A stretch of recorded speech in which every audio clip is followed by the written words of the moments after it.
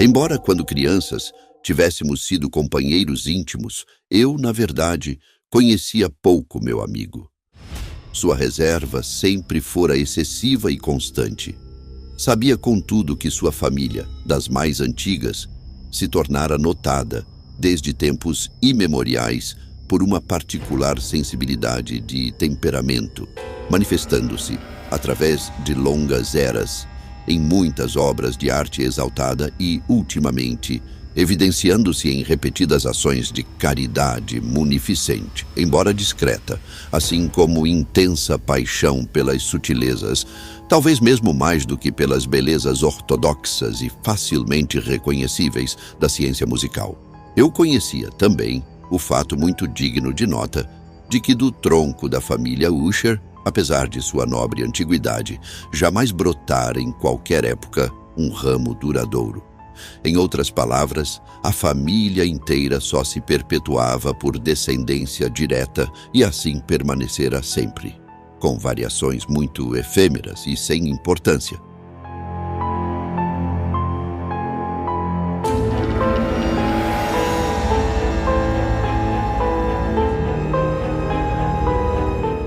Era essa deficiência, pensava eu, enquanto a mente examinava a concordância perfeita do aspecto da propriedade com o caráter exato de seus habitantes. E enquanto especulava sobre a possível influência que aquela, no longo decorrer dos séculos, poderia ter exercido sobre estes, era essa deficiência, talvez de um ramo colateral, e a consequente transmissão em linha reta, de pai a filho, do nome e do patrimônio, que afinal tanto identificara ambos, a ponto de dissolver o título original do domínio na estranha e equívoca denominação de Casa de Usher, denominação que parecia incluir na mente dos camponeses que a usavam tanto a família quanto a mansão familiar. Disse que o simples efeito de minha experiência algo pueril, a de olhar para dentro do pântano, aprofundara a primeira impressão de singularidade. Não podia haver dúvida de que a consciência do rápido aumento de minha superstição. Por que não a chamaria assim? Servia principalmente para intensificar esse aumento. Tal, sabia eu de há muito, é a lei paradoxal de todos os sentimentos que tem o terror como base. E só podia ter sido por esta razão que, quando de novo ergui os olhos da imagem do edifício no lodaçal para a própria casa, cresceu-me no espírito uma estranha fantasia. Uma fantasia de fato ridícula que só a menciono para mostrar a viva força das sensações que me oprimiam. Tanto eu forçara a imaginação que realmente acreditava que, em torno da mansão e da propriedade, pairava uma atmosfera característica de ambos e de seus imediatos arredores. Atmosfera que não tinha afinidade com o ar do céu, mas que se exalava das árvores apodrecidas e do muro cinzento e do lago silencioso. Um vapor pestilento e misterioso, pesado, lento, fracamente visível e cor de chumbo. Desembaraçando o espírito do que devia ter sido um sonho, examinei mais estreitamente o aspecto real do edifício. Sua feição dominante parecia ser a de uma excessiva antiguidade. Fora grande o desbotamento produzido pelos séculos. Cogumelos miúdos se espalhavam por todo o exterior, pendendo das goteiras do telhado como uma fina rede emaranhada. Tudo isso, porém, estava fora de qualquer deterioração incomum. Nenhuma parte da alvenaria havia caído e parecia haver uma violenta incompatibilidade entre sua perfeita consistência de partes e o estado particular das pedras esfarinhadas, que me lembravam bastante a especiosa integridade desses velhos madeiramentos, que durante muitos anos apodreceram em alguma adega abandonada, sem serem perturbados pelo hálito do vento exterior. Além deste índice de extensa decadência, porém, dava ao edifício poucos indícios de fragilidade. Talvez o olhar de um observador minucioso descobrisse uma fenda mal perceptível que, estendendo-se do teto da fachada, ia descendo em zigue-zague pela parede até perder-se nas soturnas águas do lago.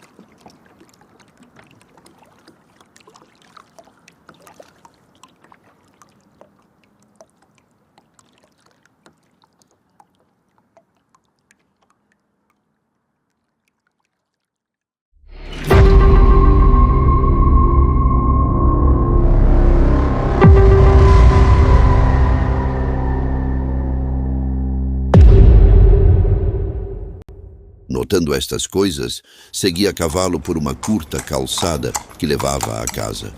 Um criado tomou meu cavalo e penetrei na abóbada gótica do vestíbulo.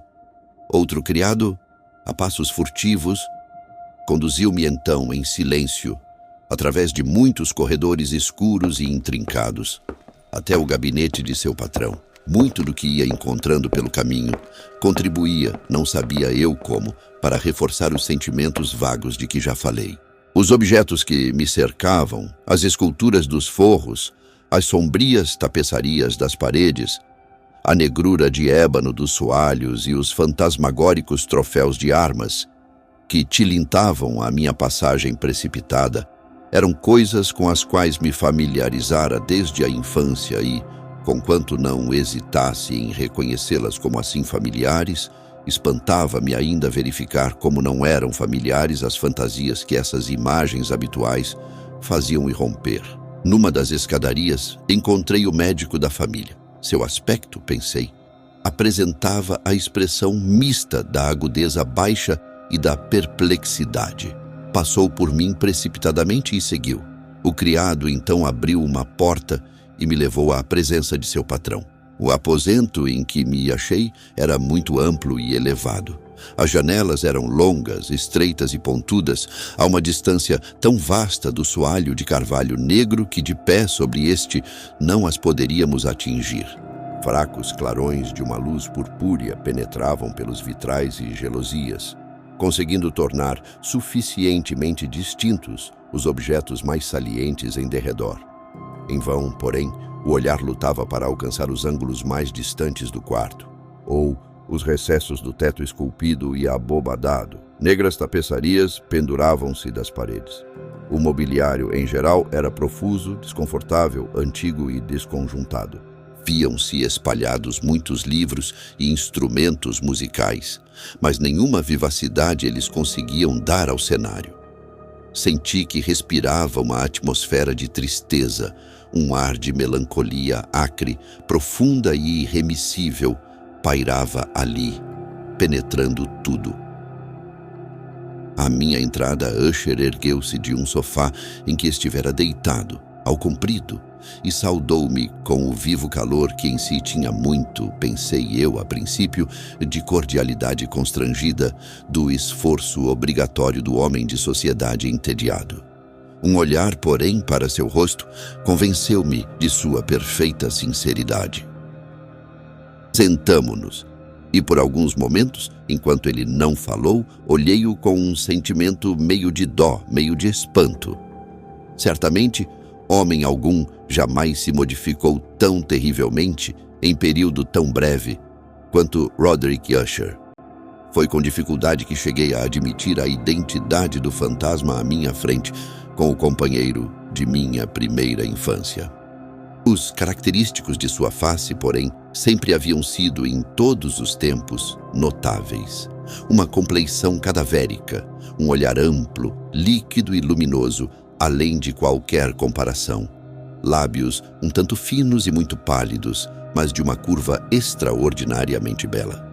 Nariz de delicado modelo hebraico, mas com uma amplidão de narinas incomum em tais formas. Um queixo finamente modelado, denunciando na sua falta de proeminência a falta de energia moral.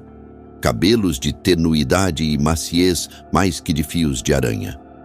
Tais feições e um desenvolvimento frontal excessivo, acima das regiões das têmporas, compunham uma fisionomia que dificilmente se olvidava.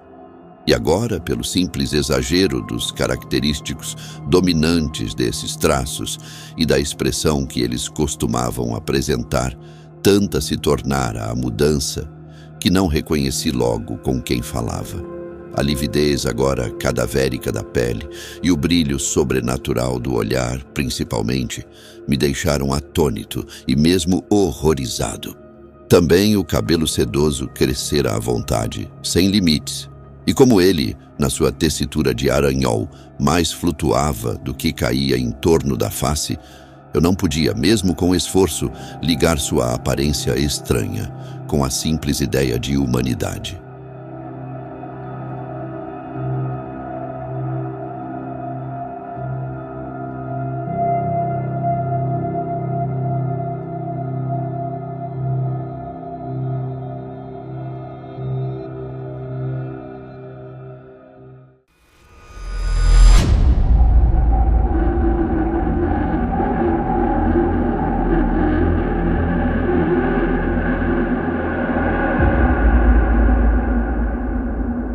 Impressionou-me logo certa incoerência nas maneiras de meu amigo, certa inconsistência, e logo verifiquei que isso nascia de uma série de lutas fracas e fúteis para dominar uma perturbação habitual, uma excessiva agitação nervosa. Na verdade, eu me achava preparado para encontrar algo dessa natureza, não só pela carta dele, como por certas recordações de fatos infantis e por conclusões derivadas de sua conformação física e temperamento especiais. Seu modo de agir era alternadamente vivo e indolente. Sua voz variava rapidamente de uma indecisão trêmula, quando a energia animal parecia inteiramente ausente, àquela espécie de concisão enérgica, aquela abrupta, pesada, pausada e cavernosa enunciação, àquela pronúncia carregada, equilibrada e de modulação guturalmente perfeita, que se pode observar no ébrio contumaz ou no irremediável fumador de ópio durante os períodos de sua mais intensa excitação. Foi assim que ele falou do objetivo de minha visita, de seu ansioso desejo de me ver e da consolação que esperava que eu lhe trouxesse. Passou a tratar com alguma extensão do que concebia ser a natureza de sua doença. Era, disse ele, um mal orgânico e de família para o qual desesperara de achar remédio. Era, disse ele, um mal orgânico e de família para o qual desesperara de achar remédio. Simples afecção nervosa, acrescentou imediatamente que sem dúvida passaria depressa. Desenvolvia-se numa multidão de sensações anormais. Algumas destas, como ele as detalhou, me interessaram e admiraram, embora talvez para isso concorressem os termos e o modo geral de sua narrativa. Sofria muito de uma acuidade mórbida dos sentidos. Só o alimento mais insípido lhe era suportável. Somente podia usar vestes de determinados tecidos. Eram-lhe asfixiantes os perfumes de todas as flores. Mesmo uma fraca luz lhe torturava os olhos. E apenas sons especiais, além dos brotados dos instrumentos, não lhe inspiravam horror.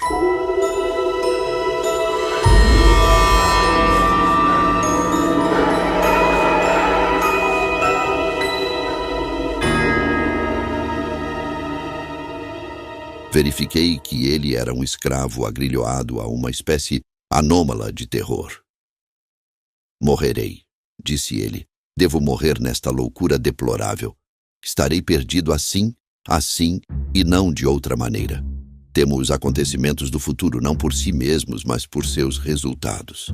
Estremeço ao pensar em algum incidente, mesmo o mais trivial, que possa influir sobre essa intolerável agitação da alma. Na verdade, não tenho horror ao perigo, exceto no seu efeito positivo, o terror.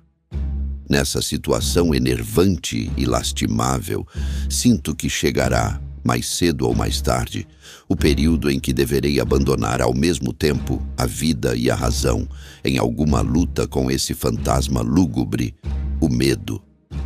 Fiquei sabendo, ademais, a intervalos e por meio de frases quebradas e equívocas, de outro traço singular de sua condição mental.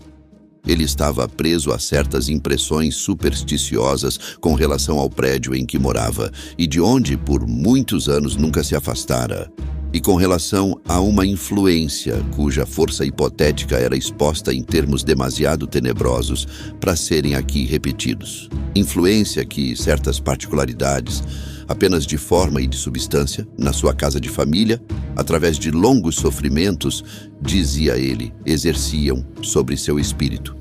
Efeito que o físico das paredes e torreões cinzentos e do sombrio pântano, em que esse conjunto se espelhava afinal, produzira sobre o moral de sua existência.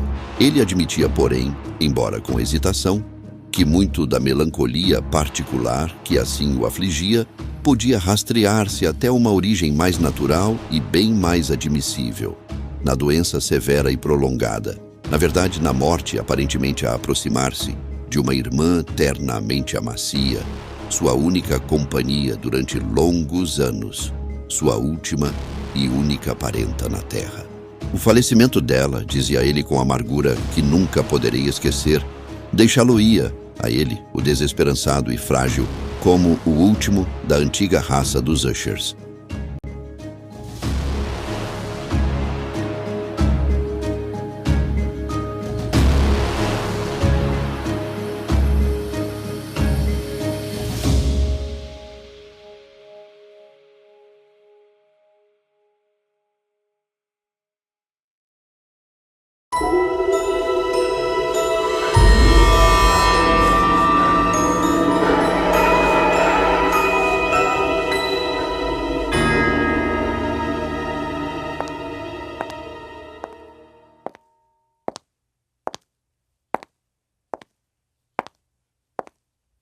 Enquanto ele falava, Lady Madeline, pois era assim chamada, passou lentamente para uma parte recuada do aposento e, sem ter notado minha presença, desapareceu. Olhei-a com extremo espanto não destituído de medo, e, contudo, achava impossível dar-me conta de tais sentimentos. Uma sensação de estupor me oprimia enquanto meus olhos acompanhavam seus passos que se afastavam. Quando afinal se fechou sobre ela uma porta, meu olhar buscou instintivamente, curiosamente, a fisionomia do irmão. Mas ele havia mergulhado a face nas mãos e apenas pude perceber que uma palidez, bem maior do que a habitual, se havia espalhado sobre os dedos emagrecidos, através dos quais se filtravam lágrimas apaixonadas. A doença de Lady Madeline por muito tempo zombara da habilidade de seus médicos. Uma apatia fixa, um esgotamento gradual de sua pessoa e crises frequentes, embora transitórias, de caráter parcialmente cataléptico, eram os insólitos sintomas. Até ali tinha ela suportado bravamente o peso de sua doença e não quisera ir para a cama. Mas ao fim da noite de minha chegada à casa, ela sucumbiu, como me contou seu irmão à noite com inexprimível agitação, ao poder esmagador do flagelo. E eu soube que o olhar que havia lançado sobre ela seria assim, provavelmente, o último, e que não mais veria aquela mulher, pelo menos enquanto estivesse viva.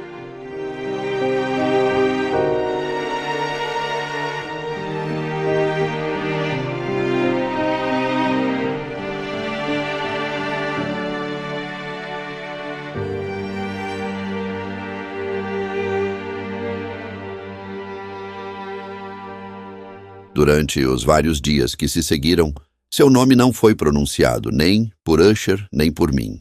E nesse período fiquei eu ocupado em esforços tenazes para aliviar a melancolia de meu amigo. Pintávamos e líamos juntos, ou ouvíamos, como em sonhos, suas improvisações estranhas em sua eloquente guitarra. E assim, à medida que uma intimidade cada vez maior me introduzia, sem reservas, nos recessos de seu espírito, mais amargamente eu percebia a vaidade de todas as minhas tentativas de alegrar uma alma da qual a escuridão, como uma qualidade inerente e positiva, se derramava sobre todos os objetos do universo moral e físico numa incessante irradiação de trevas. Guardarei para sempre a lembrança de muitas horas solenes que passei a sós com o dono da casa de Usher. Contudo, seria mal sucedido em qualquer tentativa de exprimir uma ideia do exato caráter dos estudos ou das ocupações a que ele me arrastava, ou de que me mostrava o caminho. Uma idealidade excitada e altamente mórbida lançava um brilho sulfuroso sobre tudo. Suas longas e improvisadas endechas soarão para sempre aos meus ouvidos. Entre outras coisas, recordo-me penosamente de certa adulteração singular e amplificação da estranha área da derradeira valsa de von Weber. Quanto às pinturas geradas pela sua complicada fantasia e que iam aumentando, traço a traço, numa espécie de vaguidão que me causava os mais arrepiantes calafrios, porque eu tremia sem saber por quê.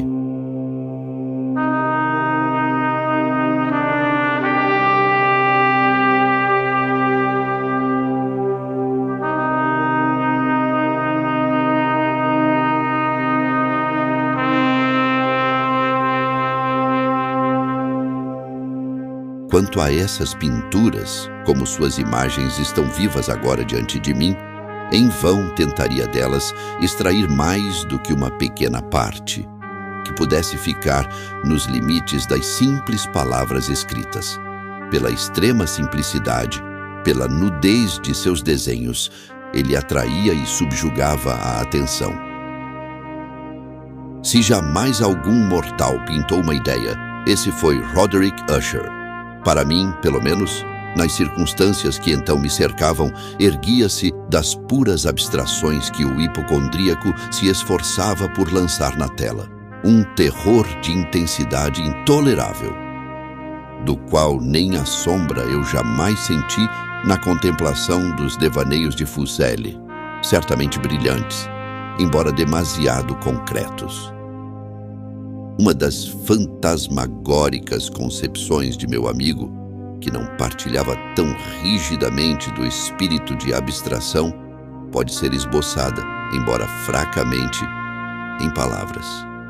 Um pequeno quadro apresentava o interior de uma adega, ou túnel, imensamente longo e retangular, com paredes baixas, polidas, brancas e sem interrupção ou ornamento. Certos pontos acessórios da composição serviam bem para traduzir a ideia de que essa escavação jazia a uma profundidade excessiva abaixo da superfície da terra. Não se via qualquer saída em seu vasto percurso e nenhuma tocha ou qualquer outra fonte artificial de luz era perceptível e, no entanto, uma efusão de intensos raios rolava de uma extremidade à outra, tudo banhando de esplendor fantástico e inapropriado. Já me referia àquele estado mórbido do nervo acústico, que tornava toda música intolerável ao paciente, exceto certos efeitos de instrumentos de corda. Foram talvez os estreitos limites a que ele assim se confinou na guitarra, que deram origem em grande parte ao caráter fantástico de suas execuções, mas a fervorosa facilidade de seus impromptus não podia ser assim explicada. Eles devem ter sido e eram nas notas, bem como nas palavras de suas estranhas fantasias, pois ele frequentemente se acompanhava com improvisações verbais rimadas, o resultado daquela intensa concentração e recolhimento mental a que eu antes aludi, como observável apenas em momentos especiais da mais alta excitação artificial. Lembrei-me facilmente das palavras de uma dessas rapsódias.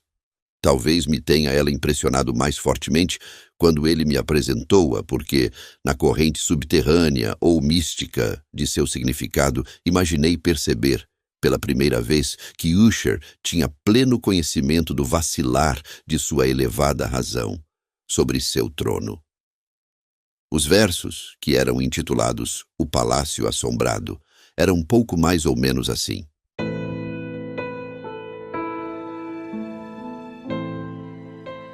E, no vale mais verdejante, que anjos bons têm por morada, outrora, nobre e radiante, palácio erguia a fachada. Lá, o rei era o pensamento, e jamais um serafim. As asas soltaram ao vento, sobre solar belo assim. Bandeiras de ouro amarelas, no seu teto flamejantes, ondulavam, foi naquelas eras distantes, e alado odor se evolava, quando a brisa em horas cálidas, por sobre as muralhas pálidas, suavemente perpassava. Pelas janelas de luz, o viajor a dançar via, espíritos que a harmonia de um alaúde tinham por lei, e sobre o trono fulgia, porfirogênito o rei, com a glória, com a fidalguia, de quem tal reino conduz, pela porta cintilante de pérolas e rubis, ia fluindo a cada instante multidão de ecos sutis, vozes de imortal beleza, cujo dever singular era somente cantar do rei a imensa grandeza. Mas torvos, lutuosos vultos assaltaram o solar. Choremos, pois nunca o dia sobre o ermo se há de elevar. E em torno ao palácio, a glória que fulgente florescia é apenas obscura história de velhos tempos sepultos. Pelas janelas, agora em brasa, avista o viajante estranhas formas que agita uma música ululante. E qual rio se precipita pela pálida muralha uma turba que apavora, que não sorri, mas gargalha em gargalhada infinita.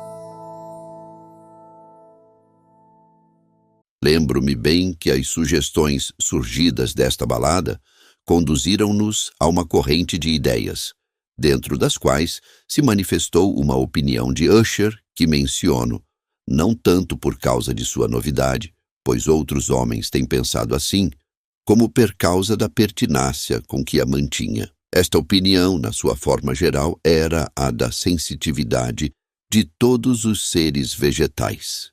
Mas, na sua fantasia desordenada, a ideia havia assumido um caráter mais audacioso e avançava sob certas condições no reino do inorgânico. Faltam-me palavras para exprimir toda a extensão ou o grave abandono de sua persuasão. Esta crença, todavia, estava ligada, como já dei antes a entender, às cinzentas pedras do lar de seus antepassados. As condições da sensitividade tinham sido aqui, imaginava ele, realizadas pelo método de colocação dessas pedras na ordem do seu arranjo, bem como na dos muitos fungos que as revestiam e das árvores mortas que se erguiam em redor e acima de tudo, na longa e imperturbada duração deste arranjo e em sua reduplicação nas águas dormentes do lago. A prova de sensitividade haveria de ver-se, dizia ele, e aqui me sobressaltei ao ouvi-lo falar na gradual, ainda que incerta condensação de uma atmosfera que lhes era própria, em torno das águas e dos muros. O resultado era discernível, acrescentava ele. Naquela influência silenciosa, embora importuna e terrível, que durante séculos tinha moldado os destinos de sua família e fizera dele, tal como eu agora o via, o que ele era. Tais opiniões não necessitam de comentários, e por isso nenhum farei. Nossos livros, os livros que, durante anos, tinham formado não pequena parte da existência mental do inválido, estavam, como é de supor-se, de perfeito acordo com esse caráter de visionário. Analisáramos juntos obras tais como Werther e a Cartucha de Gresset, o Belphegor de Maquiavel, O Céu e o Inferno de Swedenborg, a Viagem Subterrânea de Nicolau Klim, de Holberg, Quiromancia de Robert Flood, de Jean d'Andaginé e de la Chambre, a Viagem no Azul, de Tieck, e a Cidade do Sol, de Campanella. Um volume favorito era uma pequena edição em 8.0 do Directorium Inquisitorium, do dominicano Emeric de Gironi. E havia passagens de Pomponius Mela a respeito dos velhos sátiros africanos e dos egipãs, sobre as quais ficava Usher a sonhar durante horas. Seu principal deleite, porém, consistia na leitura de um livro excessivamente raro e curioso, um in 4.0 gótico manual de uma igreja esquecida, Vigiliae Mortuorum Secundum, Chorum Ecclesiae Maguntinae. Não podia deixar de pensar no estranho ritual dessa obra e na sua provável influência sobre o hipocondríaco, quando uma noite, tendo-me informado bruscamente que Lady Madeline não mais vivia, revelou sua intenção de conservar-lhe o corpo por uma quinzena antes de seu enterramento definitivo, em uma das numerosas masmorras dentro das possantes paredes do castelo. A razão profana, porém, que ele dava de tão singular procedimento era dessas que eu não me sentia com liberdade de discutir. Como irmão, tinha sido levado a essa resolução, assim me dizia ele, tendo em conta o caráter insólito da doença da morta, certas perguntas importunas e indiscretas da parte de seus médicos e a localização afastada e muito exposta do cemitério da família. Não negarei que, quando me veio à memória a fisionomia sinistra do indivíduo a quem encontrara na escada, no dia de minha chegada à casa, perdi a vontade de opor-me ao que eu encarava, quando muito como uma preocupação inocente e sem dúvida alguma muito natural. A pedido de Usher, ajudei-o pessoalmente nos arranjos para o sepultamento temporário. Tendo sido o corpo metido no caixão, nós dois, sozinhos, levamo-lo para seu lugar de repouso. A adega na qual o colocamos e que estivera tanto tempo fechada, que nossas tochas semi-amortecidas na sua atmosfera sufocante não nos permitiam um exame melhor do local. Era pequena, úmida e sem nenhuma entrada para a luz. Achava-se a grande profundidade logo abaixo daquela parte do edifício em que se encontrava meu próprio quarto de dormir.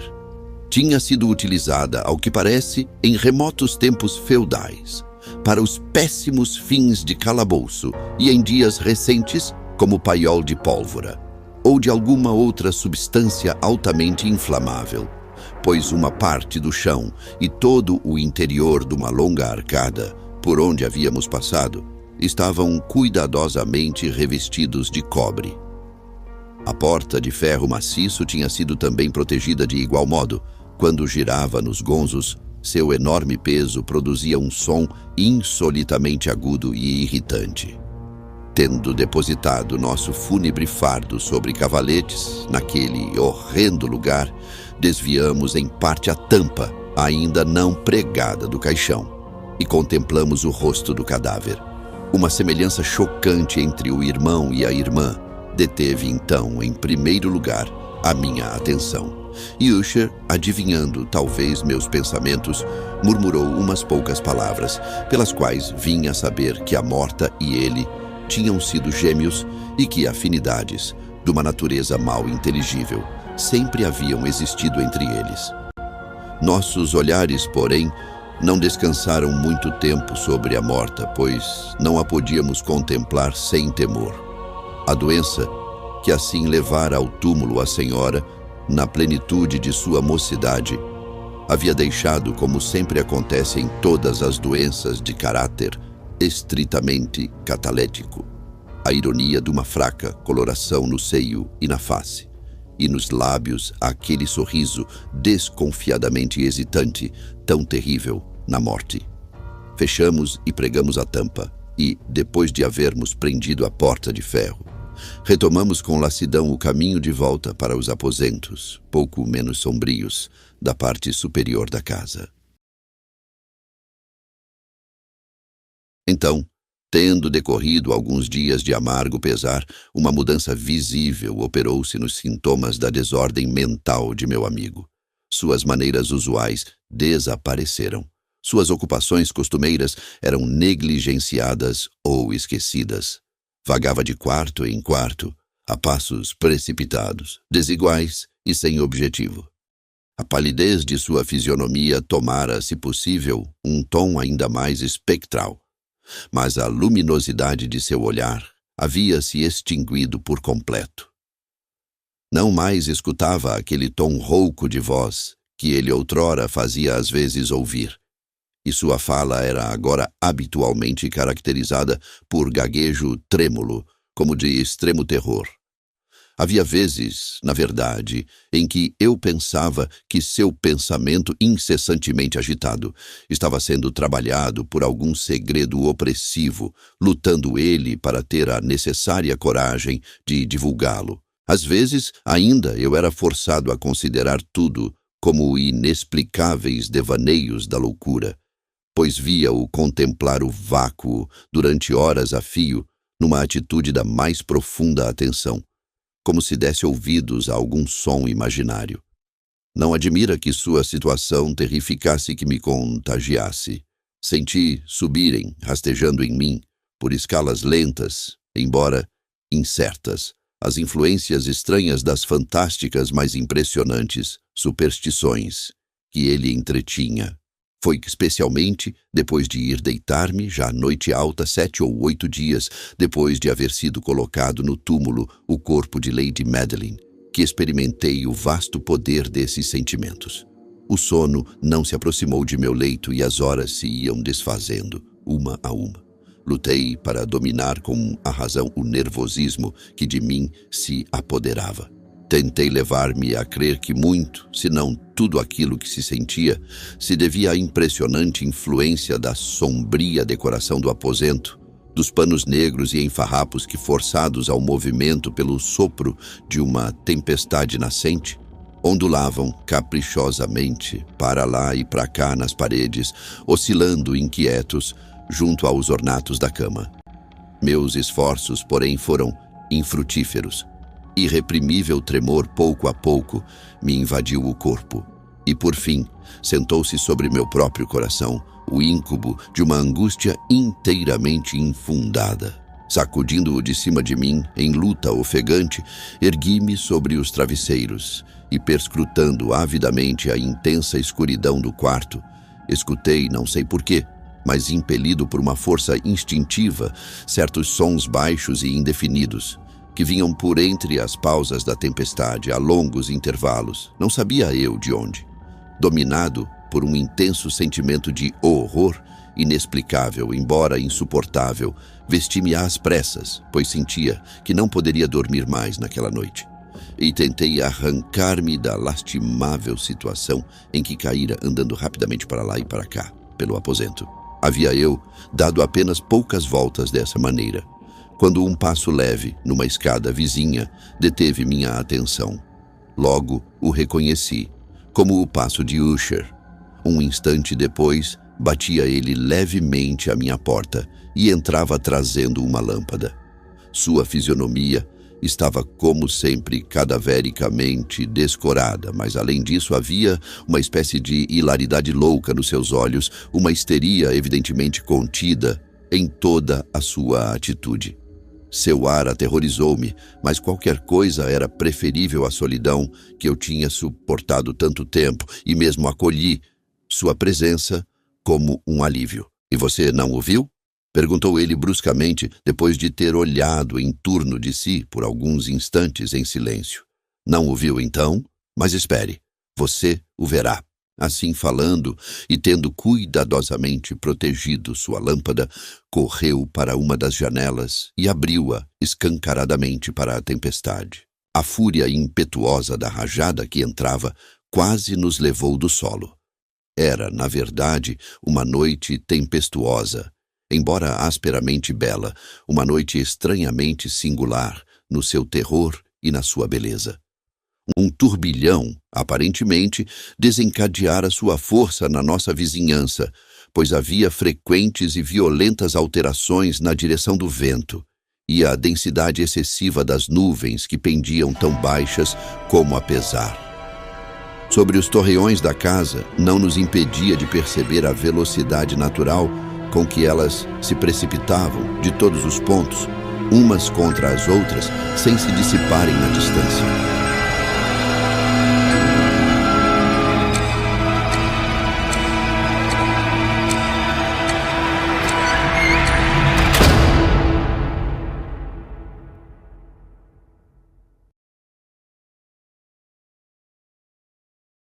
Disse que, mesmo sua excessiva densidade, não nos impedia de perceber isto.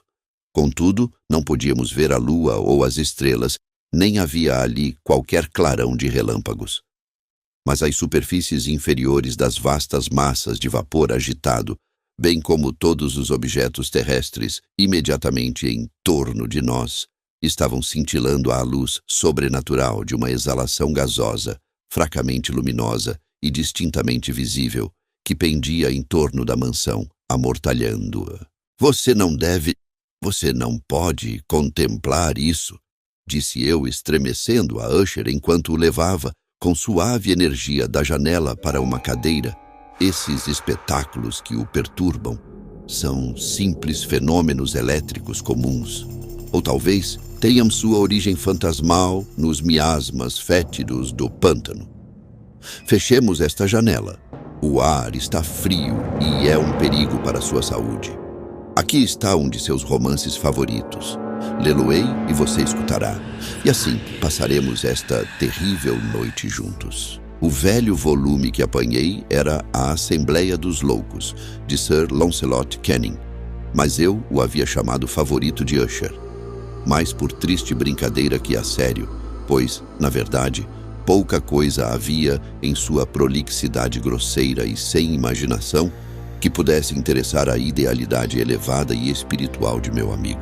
Era, contudo, o único livro imediatamente à mão, e abriguei a vaga esperança de que a excitação que, no momento, agitava o hipocondríaco pudesse achar alívio, pois a história das desordens mentais está cheia de anomalias semelhantes, mesmo no exagero das loucuras que eu iria ler. A julgar, na verdade, pelo ar estranhamente tenso de vivacidade com que ele escutava, ou fingia escutar as palavras da narração, eu poderia congratular-me pelo êxito do meu desígnio. Havia chegado àquele trecho muito conhecido da história em que Etelredo, o herói do Triste, tendo procurado, em vão, entrar pacificamente na casa do eremita, passa a querer abrir caminho à força. Aí, como hão de recordar-se, as palavras da narrativa dizem o seguinte: e Etelredo, que era por natureza de coração valente e que se achava então ainda mais encorajado, por causa da força do vinho que tinha bebido, não esperou mais tempo para travar discussão com o eremita, que, na verdade, tinha um jeito obstinado e malicioso. Mas, sentindo a chuva nos ombros e temendo o desencadear-se da tempestade, ergueu sua massa e, com repetidos golpes, abriu rapidamente caminho nos tabuados da porta para sua manopla. E então, empurrando com ela firmemente, tanto arrebentou e fendeu e despedaçou tudo, que o barulho da madeira seca e do som oco repercutia, alarmando toda a floresta. Ao terminar esta frase, sobressaltei-me e, durante um momento, me detive, pois me parecia, embora imediatamente concluísse que minha imaginação excitada me havia enganado, que de alguma parte, muito distante da casa, provinha indistintamente aos meus ouvidos o que poderia ser, na exata similaridade de seu caráter, o eco, mas um eco certamente abafado e cavo, do som verdadeiramente estalante e rachante que Sir Launcelot havia tão caracteristicamente descrito.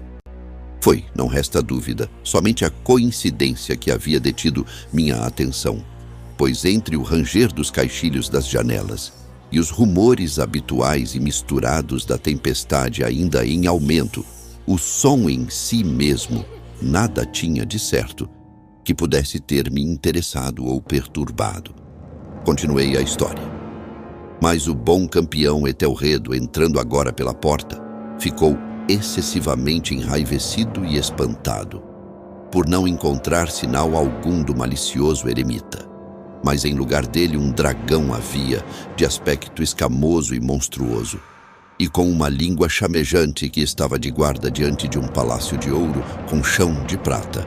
E sobre a parede pendia um escudo de bronze cintilante com esta legenda gravada: quem aqui peneirar, conquistador será, quem matar o dragão, esse o escudo terá. E Etelredo ergueu sua clava e descarregou-a sobre a cabeça do dragão, que caiu diante dele e lançou seu pestilento suspiro, com um berro tão horrível e rouco, e ao mesmo tempo tão agudo, que Etelredo foi obrigado a cobrir os ouvidos com as mãos, contra o tremendo barulho, que igual jamais ele ouvira. Aqui de novo eu parei bruscamente e então, com um sentimento de estranho espanto, pois não poderia haver dúvida alguma de que neste instante eu tivesse realmente ouvido, embora me fosse impossível distinguir de que direção ele provinha. Um som baixo e aparentemente distante, mas áspero, prolongado e bem singularmente penetrante ou rascante, a exata reprodução daquilo que minha fantasia já havia figurado, como o berro desnatural do dragão, tal como o descrevera o romancista. Opresso, como certamente estava, diante da extraordinária coincidência, por 1000 sensações contraditórias, em que predominava o espanto e o extremo terror, mantive ainda suficiente presença de espírito para impedir-me de excitar, por qualquer observação, a sensibilidade nervosa de meu companheiro. Não tinha certeza alguma de que ele houvesse notado os sons em questão, embora certamente uma estranha alteração, durante os últimos minutos, se houvesse operado na sua atitude.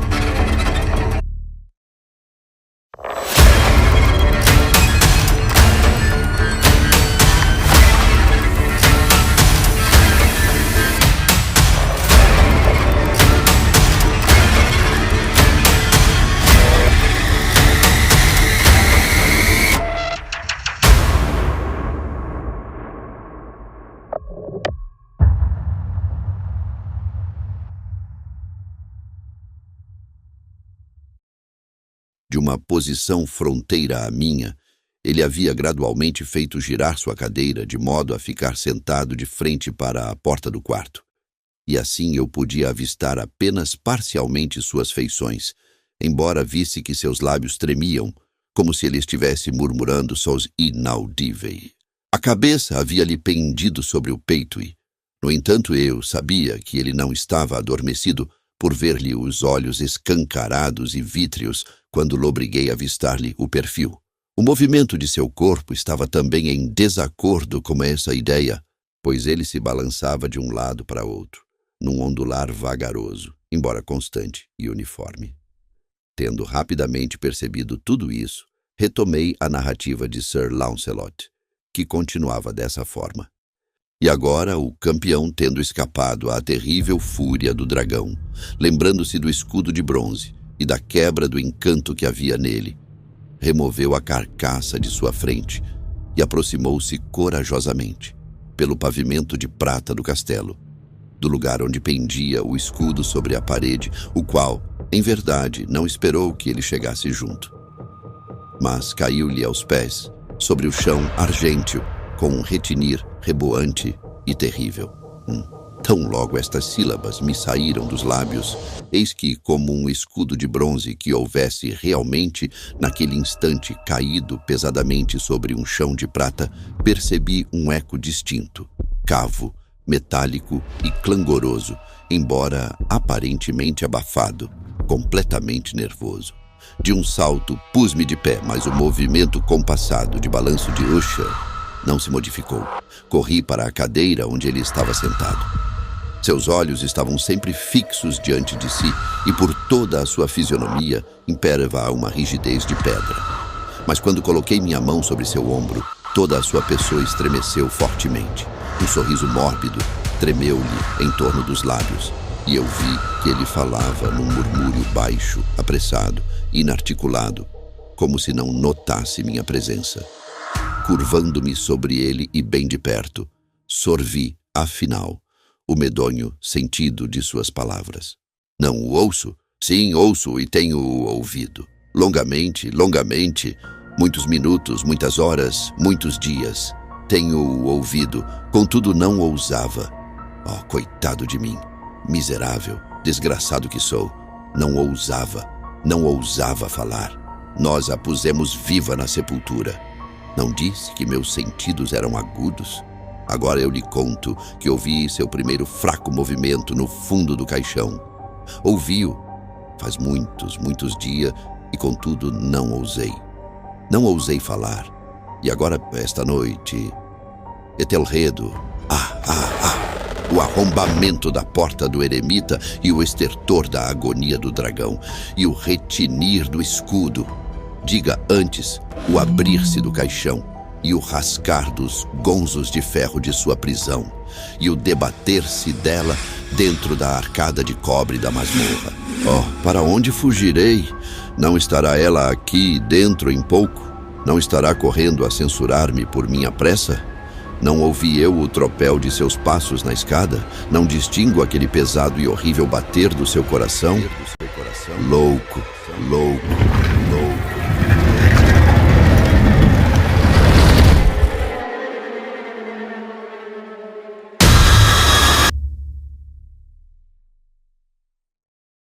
E aqui saltou ele furiosamente da cadeira e gritou bem alto cada sílaba, como se com aquele esforço estivesse exalando a própria alma. Louco, digo-lhe que ela está agora por trás da porta. Como se na sobre-humana energia de sua fala se tivesse encontrado a potência de um encantamento. As enormes e antigas almofadas da porta, para as quais Usher apontava, escancararam imediatamente suas pesadas mandíbulas de ébano. Foi isso obra de furiosa rajada, mas por trás da porta estava de pé a figura elevada e amortalhada de Lady Madeline de Usher. Havia sangue sobre suas vestes alvas e sinais de uma luta terrível em todas as partes de seu corpo emagrecido. Durante um instante permaneceu ela, tremendo e vacilando, para lá e para cá no limiar. Depois, com um grito profundo e lamentoso, caiu pesadamente para a frente, sobre seu irmão, e em seus estertores agônicos, violentos e agora finais, arrastou-o consigo para o chão, um cadáver, uma vítima dos terrores que ele mesmo antecipara. Fugi espavorido daquele quarto e daquela mansão. Ao atravessar a velha alameda, a tempestade lá fora rugia ainda em todo o seu furor. De repente, irrompeu ao longo do caminho uma luz estranha e voltei-me para ver de onde podia provir um clarão tão insólito.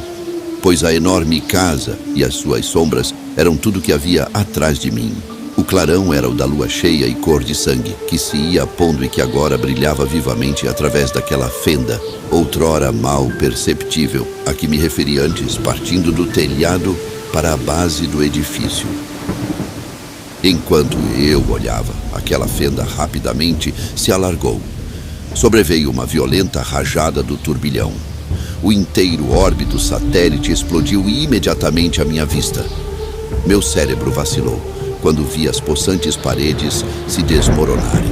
Houve um longo e tumultuoso estrondar, semelhante à voz de 1000 torrentes, e o pântano profundo e lamacento, a meus pés, fechou-se, lúgubre e silenciosamente, sobre os destroços da casa de Usher.